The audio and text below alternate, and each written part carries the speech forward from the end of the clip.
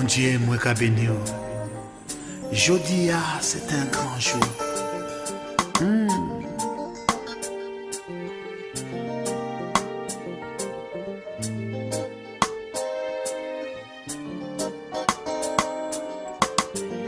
Et mariage c'est pas un jeu, c'est un bagage sérieux. Le mariage est sacré et c'est travail bon Dieu. C'est un bagage divin, c'est Dieu qui créait. Nous qu'a béni bon Dieu, pour tout ça il fait, bah nous. Bonsoir bien-aimés et bienvenue dans votre émission L'homme et la femme, une véritable mission. Voilà, la Bible nous dit dans 1 Corinthiens 7, 3 que les maris rendent à sa femme ce qu'il lui doit et que sa femme agisse envers lui de la même façon. Alors, la dernière fois, nous avons parlé de ce que les hommes veulent que les femmes sachent à leur propos. Mais aujourd'hui, c'est la réplique. Et oui, oui, chers hommes, nous aussi, nous avons des choses à dire. Les femmes veulent aussi faire connaître leurs besoins, c'est-à-dire, nous allons parler aujourd'hui de ce que les femmes veulent que le mari, que les hommes sachent à leur propos. Et pour ça, j'ai à mes côtés une servante de l'Éternel, Mamie Lungwana, qui va donc se présenter, nous dire qui elle est réellement, ce qu'elle fait, et c'est avec elle que nous allons partager ce moment avec vous. Bonsoir Mamie. Bonsoir. Comment vas-tu? Très très bien. Et toi? Très très bien. Alors si tu veux juste dire à nos téléspectateurs, téléspectatrices, qui est Mamie Lungwana? Bonjour téléspectateurs, téléspectatrices. Mon nom est Mamie Lungwana, comme elle l'a dit. Je suis femme de pasteur. Mon mari s'appelle Lydie Lungwana. Nous œuvrons à la Nouvelle-Jérusalem de Kortenberg. Ensemble, nous avons 4 merveilleux enfants. Guy-André, Madi, Guy-André, David et Johanna. Que nous saluons ce soir. Voilà. Et donc, dans la vie, je suis employée de banque chez BNP Paribas Fortis, en dehors du fait que je sers le Seigneur activement dans l'église aux côtés de mon mari. Voilà. Ok, voilà qui est dit. Alors, ce soir, chère mamie, tu es venue ici pour répliquer. Donc, comme je l'ai dit au départ, le pasteur Mathieu était venu la dernière fois nous dire ce que les hommes voudraient que les femmes sachent à leur propos. Et aujourd'hui, tu te dis, non, les hommes ont parlé. Mais les femmes ont besoin aussi de parler. Les femmes veulent aussi que les hommes sachent les choses à leur propos. Alors, que vas-tu nous dire ce soir? Dis-nous, qu'est-ce que les hommes devraient savoir? C'est un sujet qui est tellement vaste. Les femmes aimeraient que les hommes sachent plein de choses. Mais vu le temps, on va peut-être se limiter à 4 choses. Et les choses les plus essentielles. Les choses les plus essentielles. Elles sont nombreuses, comme je l'ai dit tantôt, mais je vais me limiter à 4 choses. Donc la première chose sur laquelle je vais me limiter, comme je viens de le dire, c'est le sacrifice. Et pour ça, nous allons lire un passage dans la Bible, dans Éphésiens chapitre 5, à partir du verset 25. La Bible dit, « Marie, aimez vos femmes, comme le Christ a aimé l'Église et s'est livré lui-même pour elle, afin de la sanctifier après l'avoir purifiée par l'eau et la parole, pour faire paraître devant lui cette Église glorieuse, sans tache ni ride, ni rien de semblable, mais sainte et sans défaut. De même, les maris doivent aimer leurs femmes comme leur propre corps. Celui qui aime sa femme s'aime lui-même. Jamais personne en effet n'haït sa propre chair, mais il la nourrit et en prend soin, comme le Christ le fait pour l'Église. Okay. Je pense que c'est un verset qui est très parlant. Et le premier point, moi, que j'ai retenu dans ce passage, c'est le sacrifice. On dit que Jésus-Christ, il manifeste son amour envers l'Église par le fait qu'il se soit sacrifié, il s'est donné. Donc la femme, elle attend de l'homme qu'il puisse aussi se sacrifier. De quelle façon? Une façon la plus parlante, parce que j'ai eu à parler à beaucoup de femmes, et le sacrifice que les femmes attendent des hommes, c'est que les hommes puissent être le chef financier dans la maison. Elles attendent que les hommes puissent être celui qui répond ou qui subvient aux besoins de la maison. Que ce soit l'homme qui travaille, la Bible dit que la femme est laide. Donc les femmes attendent, papa, de vous, que vous puissiez nous rapporter l'argent à la maison. C'est ça, en tout cas, pour la plupart des mamans avec qui j'ai parlé, elles s'attendent à ce que vous puissiez faire des sacrifices. C'est vous qui devez vous battre, c'est vous qui devez vous décarcasser pour subvenir aux besoins financiers et matériels de la maison. Et on remarque pour la plupart des cas de femmes qui font ce rôle-là, qui n'est pas le leur, on remarque certaines attitudes, elles sont frustrées. Pourquoi? Parce que ce n'est pas leur rôle. Le rôle de l'homme, comme on dit, Dieu a dit, tu mangeras ton pain à la sueur de son front. C'est à l'homme qui s'est adressé. Donc c'est à l'homme de pouvoir prendre ses responsabilités dans la maison pour subvenir aux besoins de la maison. La femme est là pour aider. Mais à mon sens, celui qui doit prendre l'initiative de se battre, de se décarcasser, d'emmener l'argent à la maison, c'est l'homme. Donc c'est qu'en fait la femme attend du mari, de son homme, c'est qu'il joue son rôle de chef. Tout à fait. De chef, donc de visionnaire. C'est à lui que Dieu a donné la vision. Donc il faut qu'il prenne sa place, ses responsabilités en tant que chef dans la maison. Et chef ne veut pas dire seulement dire je suis chef, mais manifester cela notamment dans le fait de trouver du travail pour subvenir aux besoins de la famille sans que la femme n'ait à le faire. La femme peut le faire si elle le souhaite. Tout à fait. Comme elle n'est qu'une aide, donc si elle souhaite le faire pour juste combler, aider, pour qu'il y ait un peu plus, si l'homme en a moins, mais elle peut le faire, mais elle n'est pas obligée. Mais si j'entends bien ce que tu viens de dire, c'est que beaucoup de femmes se plaignent du fait que c'est maintenant elles qui endossent cette responsabilité. Elles ont toute la charge du ménage, elles travaillent, se décarcassent pour trouver des solutions financières pour la maison et elles reviennent et trouvent un homme qui est là en train de zapper. Un homme, elles reviennent, elles trouvent la maison sale et elles se demandent mais c'est qui l'homme ici dans la maison?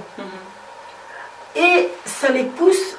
Mais je n'excuse pas leur attitude. Mais la plupart des femmes qui travaillent, se décarcassent, jouent le rôle de l'homme dans la maison, elles deviennent frustrées. Et cette frustration-là se manifeste par une impolitesse caractérisée. Donc nous recommandons quand même aux hommes, ceux qui nous regardent ce soir, si vous nous entendez, si vous n'avez pas de travail, en tout cas, relevez-vous.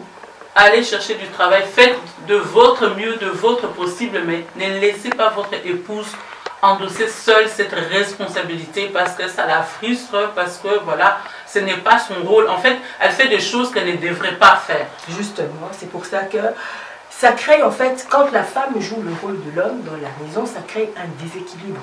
C'est pour ça qu'il y a des tensions, il y a des insultes qui volent par-ci par-là. Je n'excuse pas ça, je le répète. Je n'excuse pas le comportement de ces femmes, mais c'est la conséquence des frustrations qu'elles ressentent parce qu'elles jouent le rôle de l'homme alors qu'elles sont des femmes. Et j'aime bien l'expression de mon mari qui dit toujours « Une femme, pour être attrayante, doit garder sa féminité. Une femme qui crie, une femme qui crie dans la maison, elle perd sa féminité et elle n'est plus attrayante. » Donc, papa, aidez-nous. Aidez les mamans qui travaillent sans que vous mettiez la main à la pâte à sortir un peu de cette frustration-là. Donc, ça, c'est ce que j'ai pu relever en posant des questions aux dames qui travaillent, qui elles seules travaillent et dont les maris, pour une raison ou une autre. C'est vrai que ça peut arriver dans la vie. Des moments où l'homme perd son travail, des moments où l'homme est malade. Oui, mais ce sont des voilà, ça, ce sont des exceptions. Bon, évidemment, quand c'est une maladie, on ne sait pas faire autrement que de pouvoir... Ben, c'est justement que là, le rôle de la femme est important. Elle vient en aide, en soutien, parce que le mari est malade. Mais nous parlons ici de maris bien portants. Tout à fait. Qui ont bien toute leur tête, et qui sont voilà, en pleine qui santé, sont paresseux, qui ne veulent pas aller travailler, justement parce que bon, si madame fait tout, pourquoi est-ce que moi je vais me casser la tête? Je reste là, je zappe et voilà.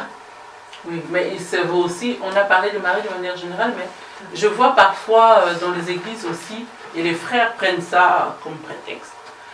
Ah oui, j'arrête de travailler parce que je suis appelé au ministère, je dois être à l'église matin, midi, soir. Enfin, donc, ah oui, maintenant, je dois être à l'église tout le temps, il faut que je prie et tout. Donc, il y a des frères qui sciemment se déresponsabilisent de ce rôle et laissent la charge à leur femme au nom de la prière ou bien au nom de Dieu, au nom de l'Église, ça aussi c'est une irresponsabilité. Oui, c'est une irresponsabilité. C'est vrai qu'à partir d'un certain moment, quand l'Église grandit et que la charge du pasteur lui pèse tellement, il peut arrêter de travailler.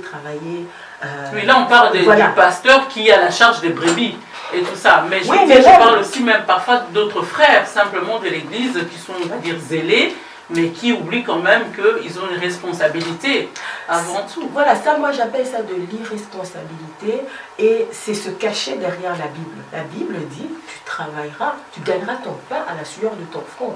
Donc on ne doit pas se cacher derrière les versets bibliques et dire, oui, moi je travaille à temps plein. Tu travailles à temps plein, mais ta femme et tes enfants, ils vont manger la Bible ou ils vont manger les versets. Donc quelque part, moi j'encourage, c'est vrai. Ouf! Dieu nous donne, c'est vrai, nous avons la foi, mais Dieu nous donne aussi l'intelligence et la sagesse. Évidemment. Voilà. Voilà, ça c'était donc notre premier point, c'est que les hommes, vous avez entendu, les femmes veulent que vous vous sacrifiez. Prenez votre responsabilité de chef de la famille, montrez-le, faites ce qu'il y a à faire et déchargez vos femmes de toutes les responsabilités qu'elles font, mais qu'elles ne devraient pas faire.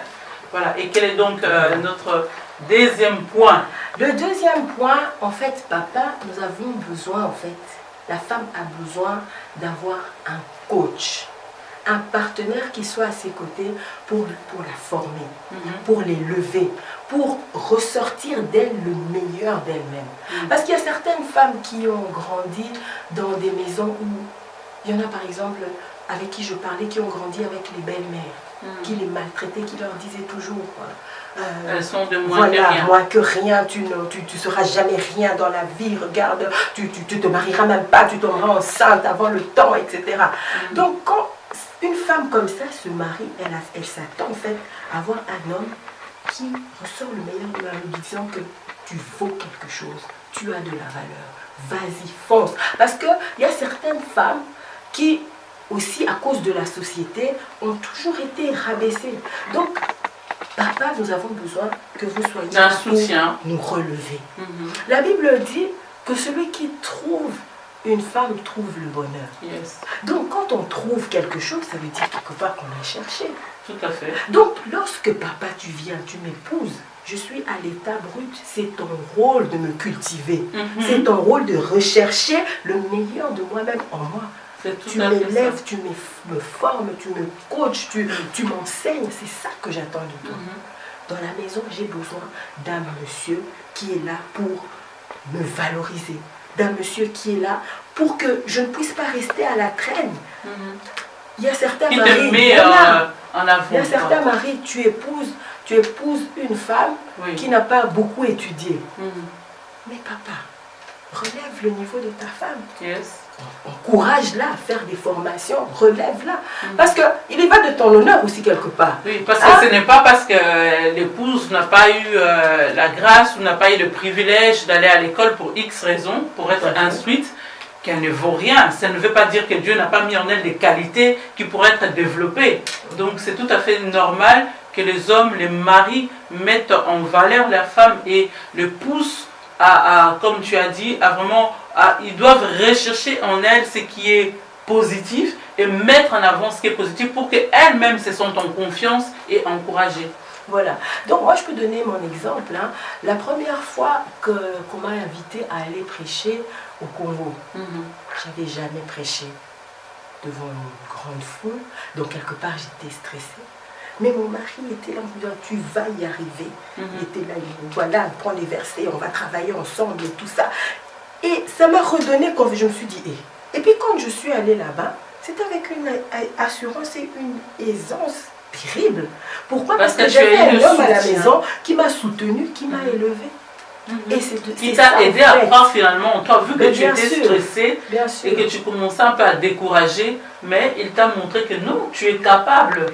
Tu as des qualités que tu peux valoriser, donc il t'a vraiment porté. Bien sûr. Et tu es parvenu à faire, c'est pourquoi on t'avait invité. Bien sûr. Et je cite toujours l'exemple de Jésus, quand il était sur la terre, il y avait la foule, il enseignait à la foule, il leur parlait en parabole. Mais en privé, il prenait les siens, il prenait ses disciples et leur enseignait, il leur disait, j'ai dit telle parabole, ça veut dire ça, ça veut dire ça. Donc, le mari doit jouer ce même rôle-là auprès de sa femme. Le mari, c'est vrai, il peut être bien avec tout le monde, mais dans l'intimité, il doit être avec sa femme pour l'enseigner, pour la coacher, pour l'élever. C'est ce que Jésus faisait. Et en tant qu'enfant de Dieu, nous sommes chrétiens. Chrétiens, c'est comme Christ. Donc, la femme attend de son homme qu'il puisse aussi faire la même chose. Jésus, ses disciples, il disait, vous n'êtes pas comme tout le monde. Venez, vous êtes dans mon cercle fermé. Et le premier cercle fermé, c'est la femme. Bah oui, bien sûr. Donc, on attend de vous que vous puissiez de véritables coachs. Et nous élever. Amen. Ça, gloire au Seigneur. Voilà. Eh bien, vous entendez, d'abord, ils entendent de vous les sacrifices. Maintenant, elles veulent que vous soyez aussi des coachs et nous attendons la suite. Qu'est-ce qu'elles veulent en plus? Les femmes veulent la communication. Un couple qui ne communique pas est un couple qui est appelé à mourir. Tout à fait. Pourquoi? Parce que la femme, c'est dans sa nature, elle veut communier. Le Saint-Esprit, c'est un être qui est très spécial. Le Saint-Esprit aime beaucoup la communion avec les enfants de Dieu. Lorsque vous êtes avec le Saint-Esprit, les moments que vous passez ensemble, ça fait qu'il vous communique des choses qu'on ne peut pas expliquer avec le langage humain. Il s'ouvre davantage à nous. Et cette femme a hérité de cette chose-là, de cette envie, de ce besoin-là de communier. Elle veut passer du temps avec son mari. Parler de tout et de rien, à parler des projets, à parler, à lui dire ce qu'elle ressent. Elle a besoin d'un ami intime sur qui elle peut s'appuyer, sur qui elle peut tout dire. Parce que nous voyons aujourd'hui, il y a de ces hommes, quand tu le vois à l'extérieur, mais il rigole avec toutes les sœurs, il rigole avec tout le monde. Il est sérieux en dehors de il parle. Mais quand il est à la maison, c'est comme... On croirait un muet. Voilà, un muet. Alors, certaines femmes se demandent, mais quand il est dehors, il est une autre personne? Ou c'est seulement le mari que j'ai épousé? Parce que la femme, il y a parfois certaines femmes qui s'étonnent. Quand elles viennent dans les milieux où le mari se sent bien, elles voient le mari parler, le mari rigoler, tout ça. Elles se demandent, mais est-ce que ça, c'est le mari qui gère la maison? Parce que les autres qui voient son mari dehors, évidemment, ils disent, ah, vraiment, tu as un bon mari. Ton mari, il est ouvert, ton mari, il est même gentil. Elle est troublée. Alors, tellement... Alors, donc, nous avons besoin, comme vous rigolez là-bas dehors, rigolez aussi avec nous. Prenez du temps avec nous. Nous, ça nous fait du bien de parler. Parfois, vous avez l'impression qu'on vous enquiquine parce que nous, on aime trop les détails.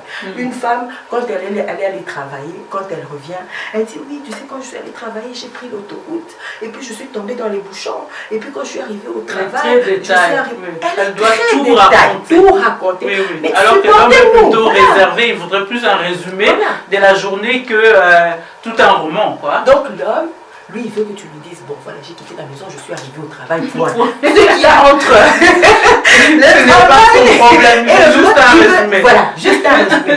Mais souffrez que nous sommes comme ça, nous aimons les détails. Donc, acceptez-le tel quel. Acceptez-le. Nous, dans la communication, on veut vous dire tout. Les points, les virgules, tout on veut dire. Ouais. Donc, supportez, parce que nous, ça nous fait du bien de parler, de se savoir écouter. Et ça nous fait du bien aussi de voir une attitude correcte. Quand nous vous parlons, nous avons besoin de votre attitude, qu'on se sente quand même soutenu, que la personne à qui je suis en train de parler, elle m'écoute, elle est attentive à ce que je dis.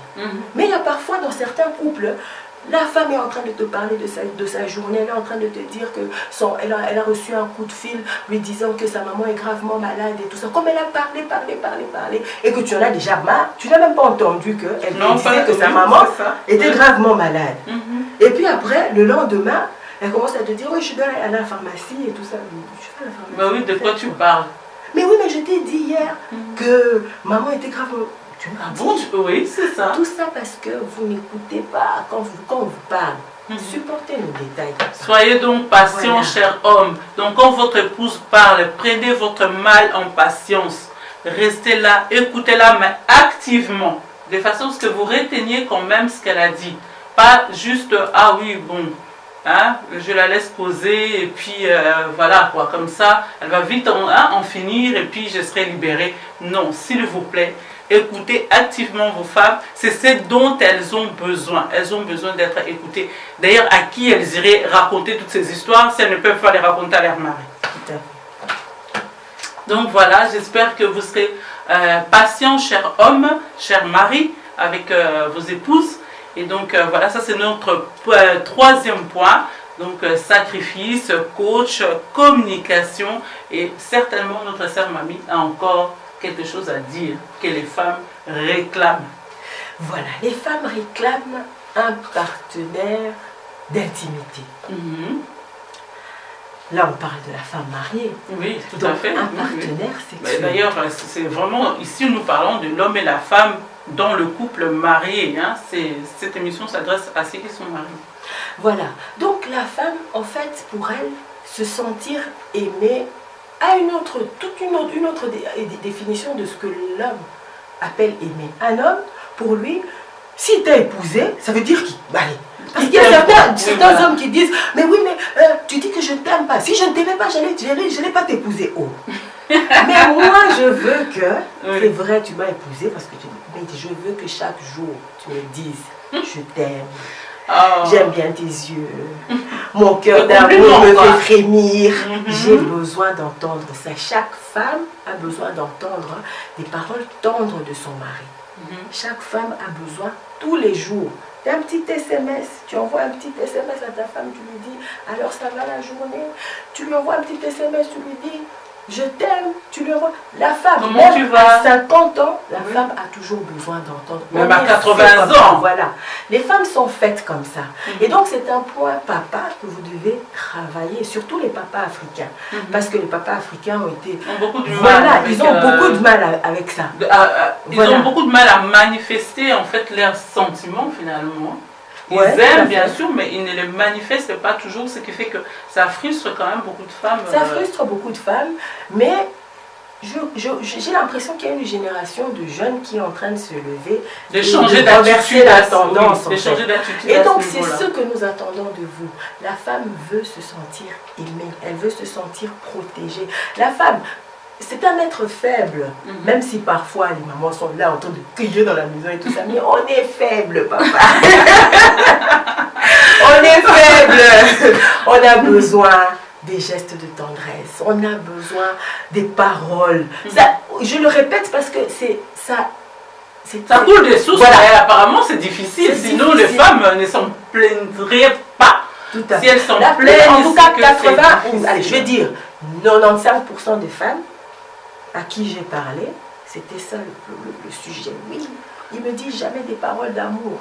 Pendant la journée, il est là. Il lui traite comme un étranger. Voilà. Et puis le soir, subitement comme ça, tu deviens gentil.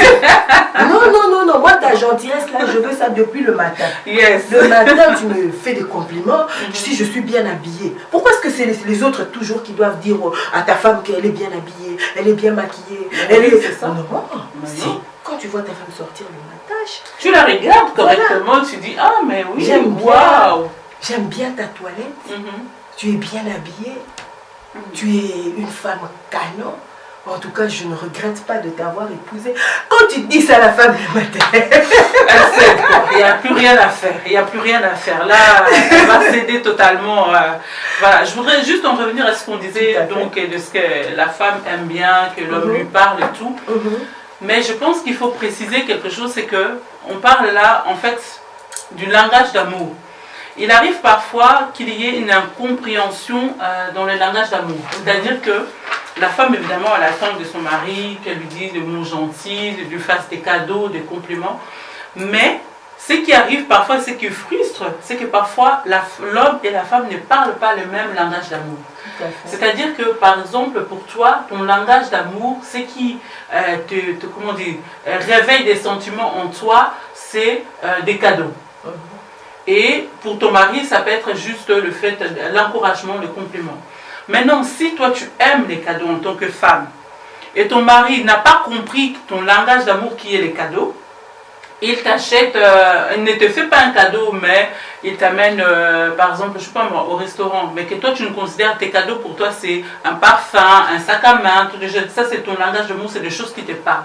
Celui t'offre un voyage. Imagine que tu es une femme casanière, tu détestes le voyage, mais ton mari aime le voyage. Alors lui, son langage d'amour peut être le voyage, et ton mari t'emmène en vacances ou bien t'amène en week-end et tout.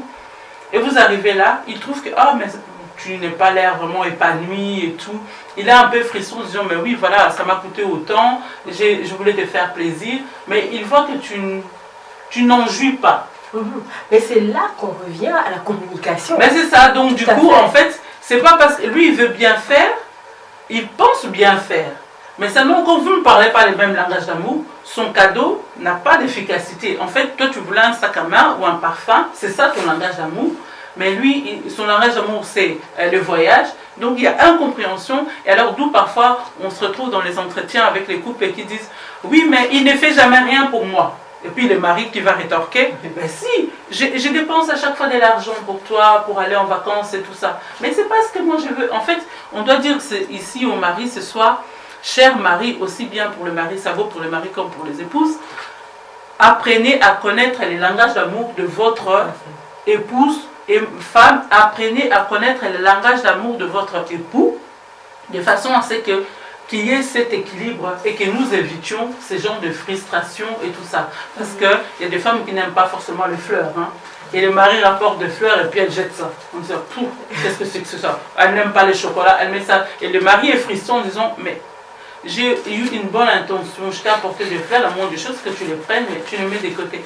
Simplement, cher mari, tu n'as pas parlé de bon langage. Donc, comme tu disais tout à l'heure, la communication est tout à fait essentielle dans le couple. Apprenez à parler, à discuter, de façon à ce que vous appreniez à mieux vous connaître, et, l'un de l'autre, pour mieux avancer. Tout à fait. Et n'hésitez pas à poser la question à votre femme pendant vos moments de communion. Posez-lui la question, qu'est-ce que tu aimes? Il faut que chaque mari arrive à un point où on lui demande quel est le rêve de ton épouse, qu'il puisse, même pendant son sommeil, se réveiller et dire c'est ça. Pourquoi? Parce qu'ils ont pris le temps. Mais t'es loin avec les rêves. Quelle est juste la couleur que ta femme aime? Quelle est la pointure de ta femme? Voilà. Voilà. Donc, il doit pouvoir le dire sans réfléchir. Il doit pouvoir le dire sans réfléchir. Bon, même au début du mariage, ça doit être possible. En tout cas, pour des petites choses comme ça doit être possible quand même. Hein, de connaître la couleur préférée de son époux. Allez, les hommes, ils sont pas très détails. Oui, je sais. Comme je disais. Donc, quelque part, quand on lui demande c'est quoi la pointure de ta femme, pour lui c'est une colle, c'est une question qui est très très difficile parce que bon, allez, lui il donne l'argent à la femme va s'acheter ses chaussures et tout ça. Mais ce que nous voulons, papa, que vous fassiez un effort de ce côté-là. Sachez, connaissez la pointure de votre femme. Un minimum. Votre épouse, elle porte du 42, du 44, du 38. Parce que si votre femme aime les vêtements, mais si vous ne savez pas quelle taille elle a, ça va être difficile de lui faire des cadeaux. Voilà. Donc, quelque part, intéressez-vous. La femme veut que vous puissiez vous intéresser à elle, que vous puissiez savoir qu'est-ce qu'elle aime, qu'est-ce qui lui fait plaisir. Et vous allez voir, c'est de toute façon à votre avantage. Et donc, si je dois continuer dans cette lancée-là, nous voyons que la femme a besoin d'un partenaire qui puisse la satisfaire complètement. Ce que nous remarquons, on est dans une réunion de couple, c'est que on parle de couple, hein, je n'ai pas dit qu'on était dans une réunion de couple, je l'ai dit qu'on était dans une réunion de couple, mais on n'est pas dans une réunion de couple, on est dans une émission où on parle au couple. Oui, mais on s'adresse au couple. Voilà. Donc, on sait que les hommes, par exemple, sont des feux de paille. Et que les femmes, elles, il leur faut vraiment beaucoup d'acrobatie. De la première jusqu'à la sixième, il faut passer par la deuxième, troisième, quatrième, jusqu'à la sixième. Il faut que vous puissiez nous connaître, il faut que vous puissiez savoir qu'est-ce qui nous a fait arriver à la sixième vitesse. Oui, chacun doit apprendre à connaître son épouse. Donc la femme a besoin d'un partenaire qui la connaît. Parfois, nous allons lire peut-être dans Colossiens, Colossiens 3,19. Colossiens 3,19 nous dit, Marie, aimez chacun votre femme et ne vous aigrissez pas contre elle. Donc quelque part la femme, parce que là on est en train de parler d'un partenaire d'amour, la Bible dit ici qu'il ne faut pas aigrir vos femmes. Parfois, vous avez l'impression que vos femmes ne vous satisfont pas tout simplement parce que vous les avez aigries. La femme, c'est un être faible. C'est comme un vase. Un vase, il est agréable lorsqu'il est entier, mais lorsqu'on le fait tomber, qu'on le brise, même lorsqu'on racole les morceaux, on voit quand même qu'il y a certaines fissures. Donc la femme ne sait plus donner le meilleur d'elle-même. Une femme qui est rabaissée, une femme sur qui on crie, une femme qu'on ne complimente pas, c'est comme un vase qui est cassé, même si tu viens lui demander pardon. C'est vrai, elle pardonne, mais quelque part, il y a des fissures. Et c'est pour ça qu'on remarque parfois que les hommes se plaignent. Oui, j'ai une femme à la maison, mais allez, elle ne réagit pas. Ben, si ta femme ne réagit pas quelque part, c'est parce que elle a été aigrie. Trop blessée. Trop blessée, trop humiliée. Donc, lorsqu'on parle de partenaire ici, de partenaire sexuel, la femme s'attend à ce que tu puisses l'emmener à un niveau où elle se sent valorisée, à un niveau où elle peut donner le meilleur d'elle-même par ton attitude et par tes gestes, par tes paroles. Donc ici, papa, si je peux donner encore un conseil, c'est que si vous voulez ressortir le meilleur de nous, soyez tendre envers nous. Si vous êtes tendre, si tu veux dire par là que s'ils veulent, parce que tu as parlé de l'intimité sexuelle et tout, si tu veux dire par là, si les femmes veulent être plus disponibles à ce niveau-là, tout ça, les hommes doivent être, doivent valoriser la femme, doivent pas seulement, enfin pas trop le maltraiter, créer en fait des frustrations ou bien des blessures qui font que bon voilà, elles ne sont pas prêtes à faire certaines choses parce que elles ne se sont pas mises en confiance, valorisées et voilà. Donc moi j'aimais bien une expression de mon pasteur qui disait que la femme, lorsqu'on parlait de la sexualité dans le couple, il disait la femme est comme une guitare. Une guitare, si tu veux émettre un bon son, il faut que la guitare soit accordée. Il faut que le piano soit accordé.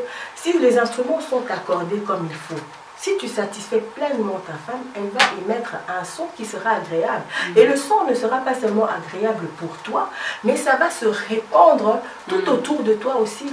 Tu vas faire de ta femme une femme heureuse qui va répandre son bonheur dans ta famille, dans sa famille, dans la société, dans l'église. Parce que nous voyons souvent des femmes aigries dans l'église, tout simplement parce que sur ce point-là, elles sont frustrées. Depuis le départ. Voilà. Voilà qui est dit. Mais maintenant, donc ça c'est tout ce que les hommes devraient savoir de ce que... Mais qu'est-ce que par exemple les femmes n'aiment pas de la part d'un homme? La chose la pire qui puisse arriver à un homme, à une femme, c'est d'être humilié en public. Donc que l'homme lui fasse des remarques en public, devant sa famille, devant sa belle famille, devant les amis, devant les frères, devant les soeurs. À ce niveau-là, c'est aussi comme les hommes aiment bien le respect, donc n'aiment pas non plus qu'on leur fasse des remarques en public. Quelque part, tu la casses et ça demande quand même du temps pour que ça puisse passer. Il y répare. Voilà. Donc quelque part, nous ne disons pas que nous sommes des saintes, hein, les femmes, nous péchons aussi. Mais bien sûr, évidemment. Nous commettons des erreurs, mais de grâce, appelez-nous. Ça, c'est des choses qu'on n'aime pas simplement. Voilà. Appelez-nous dans la chambre à coucher, s'il faut crier, taper sur la table, tout ce que vous voulez, mais c'est dans l'intimité entre nous. Et puis après, ça passe. Et les femmes détestent qu'on ne les couvre pas devant la belle famille. Parce que si ton mari ne te respecte pas devant la belle famille, ils vont te marcher dessus À coup sûr. À coup sûr. Donc, moi, j'ai des exemples de beaucoup d'hommes qui valorisent leurs femmes, même quand elles ont tort. Le mari te valorise, il dit combien, oui, ta femme a fait ci, ta femme a fait ça et tout ça. Il dit, je vais régler ça avec elle. Il commence pas à mettre des comptes. Oui, mais cette femme, elle est toujours comme ça. Oui, cette femme, elle a fait ci. Il faut savoir, en fait, protéger. Le mari doit savoir protéger son épouse vis-à-vis d'autres, des gens de l'extérieur, on va dire ça comme ça. Donc, tout ce qui est extérieur au couple, à la famille, à leur famille, il doit pouvoir la protéger. Et s'il faut régler des choses après, eh ben, ils vont les régler ensemble quand ils seront tous les deux. Tout à fait. Voilà. Donc, y a-t-il autre chose encore que les femmes détestent vraiment de la part de leur mari ou leurs hommes, de leurs époux? Ce que j'ai entendu aussi en parlant avec beaucoup de femmes, c'est que les femmes détestent ne pas se sentir désirées. Parce qu'il y a des hommes qui, entre guillemets, parce que la femme a été impolie, la femme a été insolente, qui ne désirent plus leur femme. Mais quelque part... Oui, c'est normal parce qu'ils ont été un peu... les femmes ont été irrespectueuses. C'est quelque chose... Les respects est quelque chose auquel les hommes tiennent vraiment solidement. Et tout ça, donc quand ils se sentent vraiment dévalorisés, c'est difficile pour eux de revenir, de remonter la pente. Tout à fait. Et donc les femmes, elles, le fait de ne pas se sentir désirées, elles détestent ça. Mais, allez, à tort quelque part dans l'exemple que je donne, parce qu'elles ne font pas toujours le lien de cause à effet. Ton mari ne te désire plus parce que justement, voilà.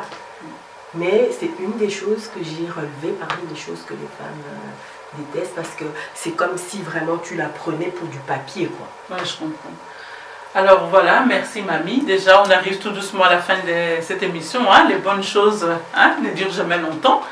Mais alors, deux dernières questions. Je voudrais que si tu as quelque chose à dire aux hommes ce soir, après tout ce qu'on a entendu, qu'est-ce que tu leur dirais? Et après les hommes, qu'est-ce que tu dirais aussi aux femmes? Parce qu'aujourd'hui, on a voulu exprimer des choses que les hommes devraient, ou bien que nous souhaitons que les hommes sachent à propos donc de femmes. Maintenant, qu'est-ce que tu pourrais leur dire pour conclure cette émission et puis par la suite aussi aux femmes? Moi, ce que je pourrais dire aux hommes, c'est que c'est vrai, les femmes parfois ne sont pas faciles. Mais c'est votre rôle, en fait, de faire de vos femmes ce que vous voulez qu'elles soient. C'est à vous de les cultiver. C'est à vous de prier pour elles. C'est à vous de jeûner pour elles. C'est à vous d'intercéder auprès du Père pour que vos femmes deviennent ce que vous voulez. Et par la prière, je suis sûre que le Seigneur interviendra d'une manière ou d'une autre, à un temps comme à un autre. Donc l'exhortation que je pourrais vous donner, c'est cela, cultiver dans le jardin de votre femme. Travaillez-la. Elle a un mauvais caractère. Parlez-lui. N'hésitez pas à revenir sur les mêmes choses. Mais par-dessus tout, c'est la prière. Parce qu'il y a certaines choses qui ne partiront que par la prière. Vous pouvez taper votre femme. Vous pouvez la boxer comme vous voulez. Mais si le Seigneur n'intervient pas, il n'y a rien qui va se passer. Alors, parler aux femmes, je veux tout simplement dire ceci. La prière aussi. Pourquoi? Parce que la prière, c'est la clé de tout. La Bible dit que la crainte de l'Éternel, c'est le commencement de la sagesse. Si vous avez la crainte de l'Éternel, vous allez faire de votre mariage un nid d'amour que les autres vont envier. Pourquoi? Parce qu'il y a des choses que vous allez passer au-dessus à cause de la crainte que vous avez de Dieu. J'ai entendu par la femme de Dieu, Joyce Meyer, l'exemple d'une dame qui priait dans son église, une dame qui était maltraitée par son mari, une femme battue, une femme déshonorée. Quand elle revenait de l'église, son mari la battait, son mari l'insultait, son mari lui faisait subir toutes sortes d'outrages. Mais après qu'on l'ait battue, elle partait, elle se lavait, et puis elle servait son mari, et elle faisait tous ses devoirs domestiques. La première fois, son mari l'a tapée, la même chose. La deuxième fois, son mari l'a tapé, la même chose. La troisième fois. Et puis, un jour, son mari là-bas, il lui demande même de dormir dehors. Elle a dormi à l'extérieur. Le lendemain, le monsieur ouvre la porte. Elle a dormi là par terre. Il ouvre la porte, il la rosse encore une fois. Et puis, quand elle rentre, elle se lave, elle fait le petit déjeuner. Et le mari dit, mais c'est qui cet extraterrestre? Franchement. Donc, il est allé s'asseoir quelque part, il a commencé à réfléchir. Il dit, ah, après tout ce que j'ai fait subir à cette femme, elle n'a jamais réagi, elle ne m'a jamais insulté, elle ne m'a jamais maudit. Tout ce qu'elle a fait, elle a toujours continué à me faire du bien. Alors il a dit, non, moi je crois que c'est à cause du fait qu'elle va à l'église. Le dimanche d'après, la femme est partie à l'église, le monsieur l'a suivie. Et à la fin du culte, lorsqu'on lance l'appel pour recevoir le Seigneur, qui elle voit devant, en train de pleurer comme un bébé, ouh là là, c'est monsieur. Waouh, quel alors, témoignage. Elle raconte au pasteur en lui disant, si je suis venue à l'église, c'est à cause de l'attitude de ma femme. Donc maman, par notre attitude, gagnons nos maris. Il y en a peut-être qui se disent, oui, toi tu ne sais pas ce que je vis. Même si je ne sais pas ce que tu vis. Mais la crainte de l'Éternel fera que tu puisses t'en sortir. Ce n'est pas une fatalité. La situation que tu as aujourd'hui, ce n'est pas une fatalité. Tu peux t'en sortir.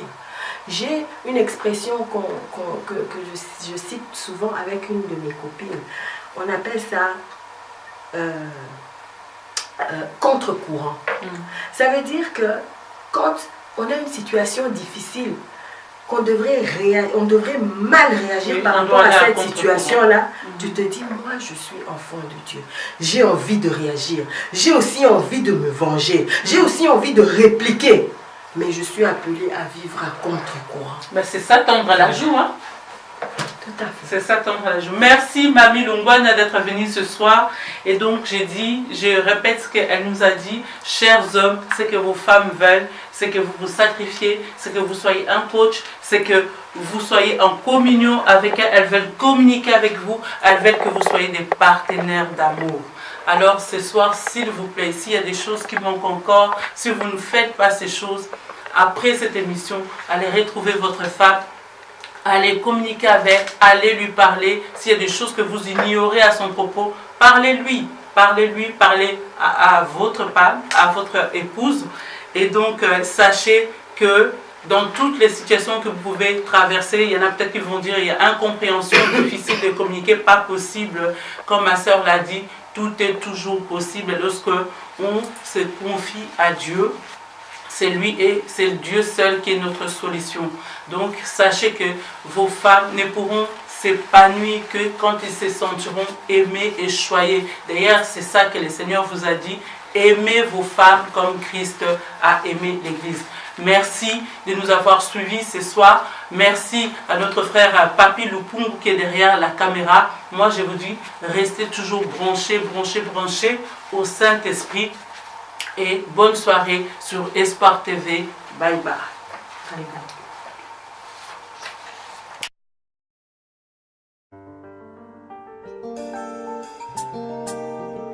Bon Dieu, moi qu'a béni. Jeudi, c'est un grand jour.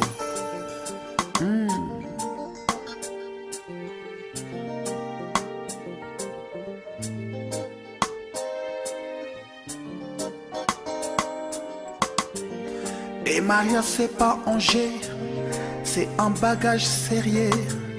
Le mariage est sacré et c'est travail bon Dieu. C'est un bagage divin, c'est Dieu qui créait nous.